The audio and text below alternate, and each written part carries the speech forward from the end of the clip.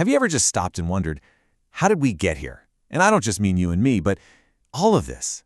That's the exact question author Bill Bryson, who, by the way, is not a scientist, set out to answer.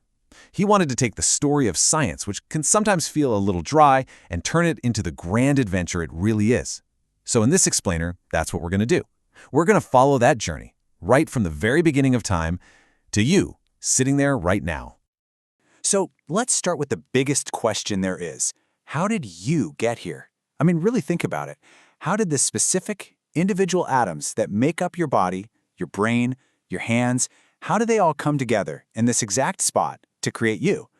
It's a journey that is so much more chaotic, so much more improbable than you can possibly imagine.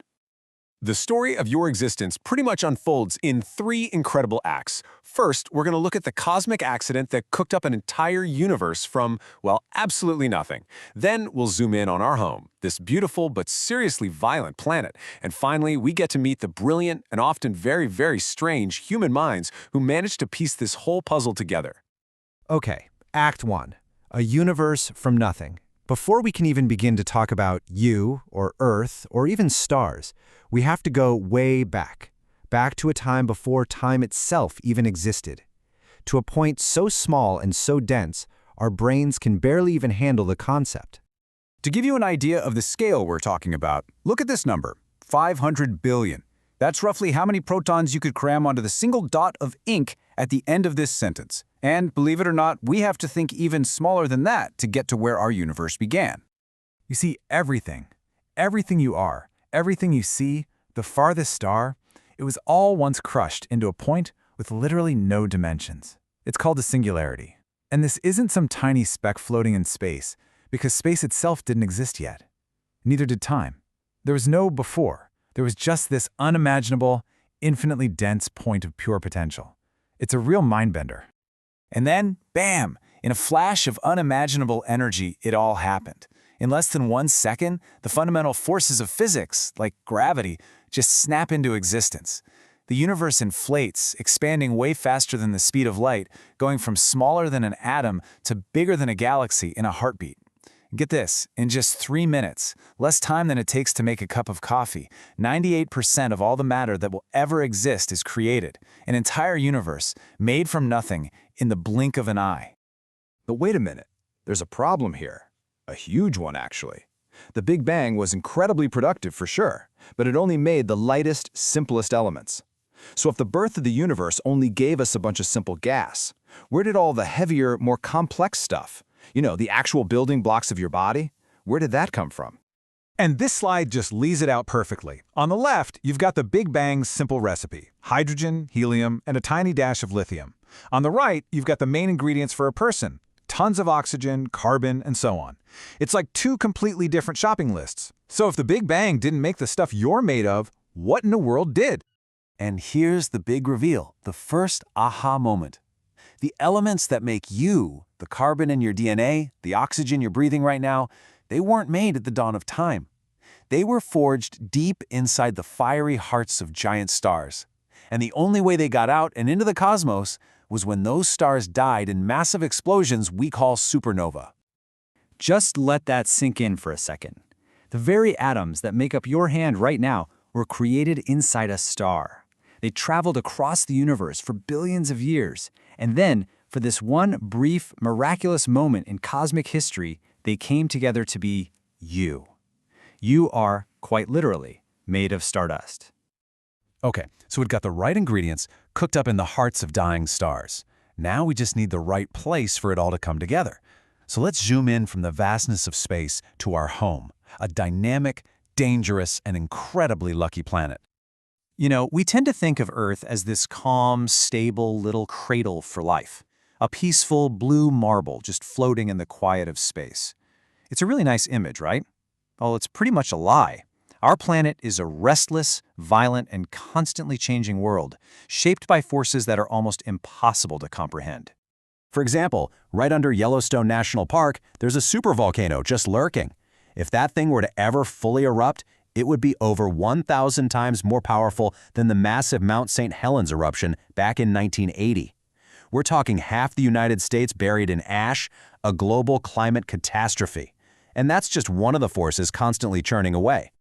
And the engine driving all this chaos? It's called plate tectonics. Deep inside the Earth, massive currents of molten rock are constantly stirring everything up. This process is what shoves continents around, builds up entire mountain ranges, and triggers the earthquakes and volcanoes that are always reshaping our world.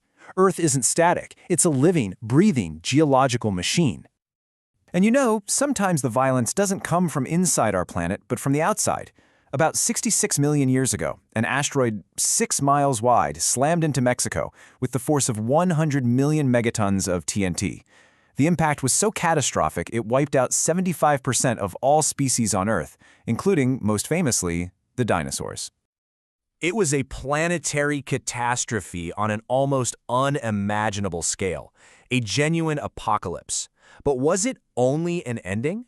Or was this terrifying mass extinction event actually a brand new beginning for a whole different kind of life? And here is our second aha moment. That devastating impact completely cleared the playing field. With the dinosaurs gone, the world was suddenly open for business.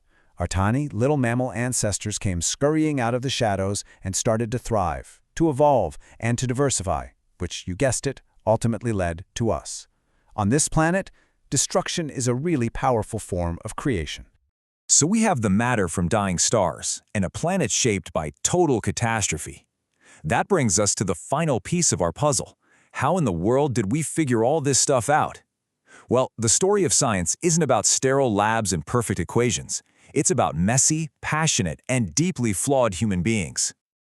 Just take the Bone Wars in the late 1800s.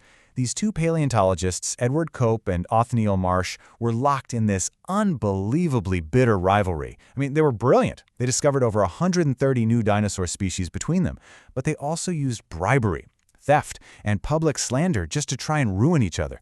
Yeah, scientific progress isn't always clean. Sometimes it's driven by pure, raw human drama. And you know what else it's driven by? Total confusion. As physicists started smashing atoms, they found this whole zoo of bizarre new subatomic particles. The great physicist Enrico Fermi once joked that if he could remember all their names, he would have been a botanist instead. It's a fantastic reminder that even certified geniuses can feel completely overwhelmed by how complex the universe is. But sometimes, science demands actual heroism. This guy, Claire Patterson, just set out to figure out the true age of the Earth. But in the process, he realized all his samples were being contaminated by massive amounts of lead in the air from gasoline. His simple quest for a scientific fact turned him into a public health crusader. He fought the powerful lead industry for decades, he was professionally shunned, he lost funding, but he never gave up, and he won, saving millions of lives in the process. And that's the final crucial point. Science isn't just a clean list of facts in a textbook, it's a profoundly human story. The objective knowledge we have now was forged in a furnace of passion, of rivalry, of stubbornness, and incredible courage. The truth doesn't just show up, it's clawed into existence by brilliant, flawed people. The story of how we know is just as amazing as what we know. And that brings us to the most important takeaway of all. Remember Bill Bryson? He wasn't an expert. He was just a curious guy. And he reminds us that the best way to learn anything is just to ask basic questions, to challenge what you think you know, and to never, ever believe that something is too complicated for you to understand. This journey of discovery, it's open to all of us. So, here you are, a temporary arrangement of atoms that were forged in the hearts of stars. You exist on a planet shaped by both incredible violence and unbelievable luck, and you are the inheritor of knowledge that was discovered by generations of curious, flawed, and brilliant people. You are a product of nearly 14 billion years of cosmic history. The only real question left is, what are you going to do with your moment?